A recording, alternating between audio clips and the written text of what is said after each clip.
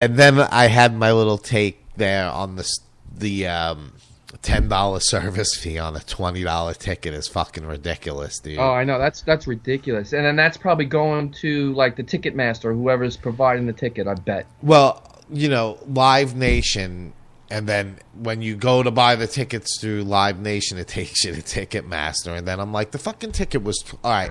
It was like $23, so I'm all right. $50 to go see Sebastian Bach at the House of Blues. But then $10. I mean, I know it's $10. It's only $10, but it's the fucking point that if the ticket was, I'd rather see the ticket be $50 and the surcharge $10. How can you make the surcharge $10 on $20? So listeners, get the gist of it. It's not about always just going to the show because of that kind of reason, but it's about pay the fucking 99 cents for a fucking song, or $1.29, or $2 for a song. Support us that way. Look at all the hard work we do, and that way it goes directly to us, the musician, who's actually doing the hard work to provide something for you listeners to enjoy. What makes it funny is I can see him on video. And you gotta guys see my facial expressions. Yes, doing it. that's the golden part. So one day maybe I'll have to do like a fucking YouTube. So let's talk about something really cool. Let's talk about vinyl. You know what I just bought recently? AC/DC Back in Black on vinyl, bitches. That sounds freaking awesome, dude. I'm out of my mind. I already bought a fucking like a Crosley record player off eBay, and now I'm like, fuck, man, I should have bought this. I've been like looking for certain albums that I think just like wow me. I'm trying to stay away from like really good stuff that I like to listen to as a kid, but because it reminds me of stuff I don't really feel like being reminded of. I hear so you. I'm buying stuff that just really had a musical impact other than that. After that, like when I graduated on, and so I've got. Well, there is one album that I have that when I was a kid that I really liked, that really just stuck out with me, and that was The Cars' "Shake It Up."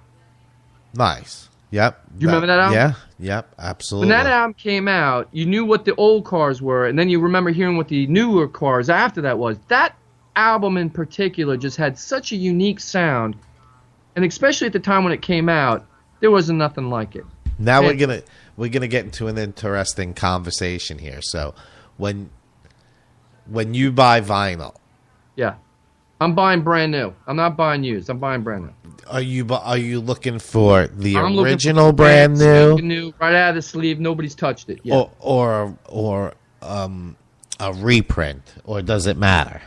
Well, whatever it is, a reprint, just brand new out of the package. I'm a brand new guy. I don't know. I'm a brand new guy too. I mean, I have some old records. I mean, if it's something that I can't find. But yeah, then like right now, I've been looking for Tom Petty Southern accents. I can't find it anywhere.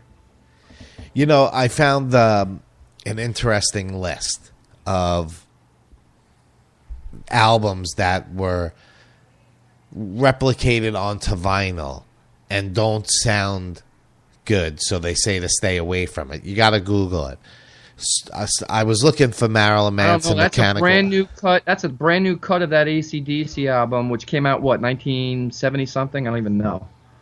That was the first album with Bond, right? Back in Black, I think, was the first album with Brian Johnson. Brian Johnson, I meant. That's what I meant. I think it was 1981, maybe 83.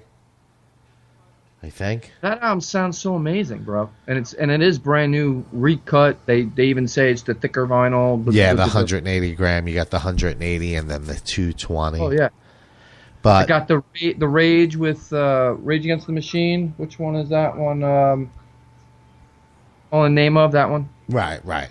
That sounds really good on vinyl, actually. Vinyl. And you know what? The new Slayer. The new Anthrax. Have you heard it? I've heard it. I don't have a copy of it, but I have heard it. People, go spend some money.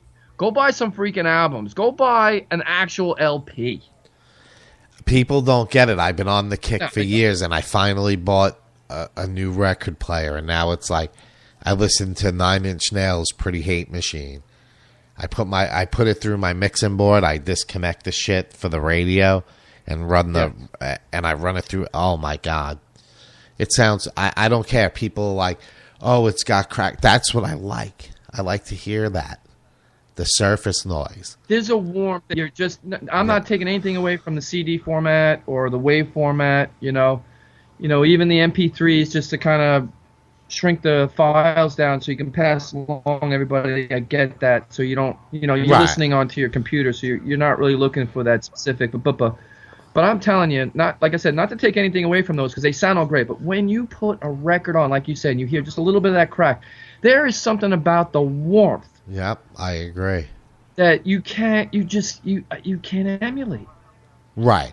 And I'm trying to put money together so I can go ahead and put that Resonation on album and cut a few, because I want to hear what it sounds like. It's the fastest growing medium ever is vinyl on its comeback.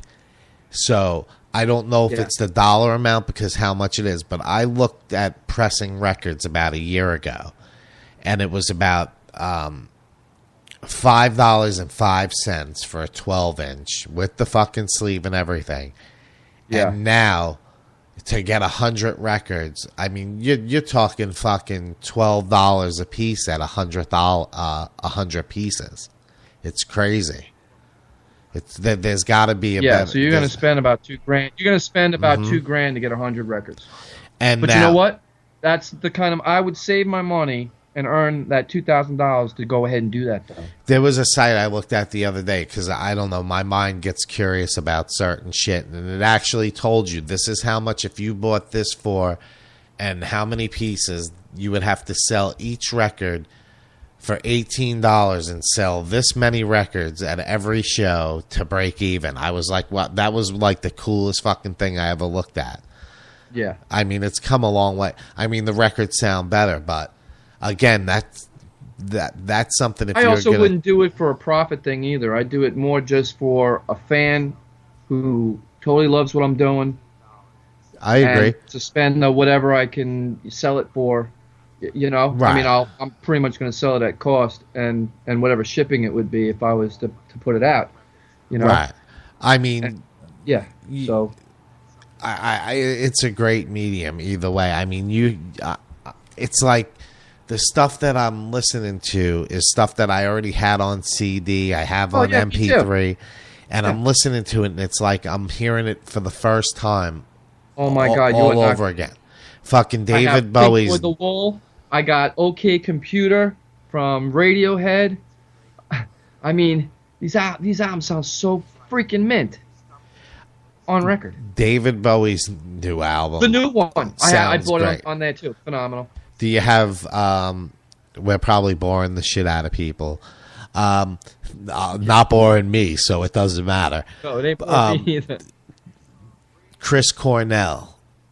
Do you have that one on vinyl? Yeah, I've been looking.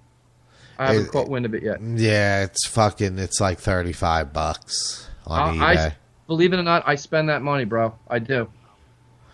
Yeah, even with the Iron Maidens, I mean, think about the Iron Maidens. You don't know if they're going to make another album. So I've got their latest on LP, and then I also got that live album, Live to Death. I got Alice in Chains. Son of a Seventh Son. Power Slave. Something made me buy back in the day. Alice in Chains. When I went to buy the CD the day it came out, the one with the three-legged dog. Oh yeah. I paid $14 for it. I don't even know why I bought it, and I looked at. I dug it out of the pile. It's still semi-sealed.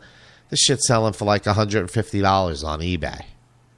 I'm like, can you say retail store?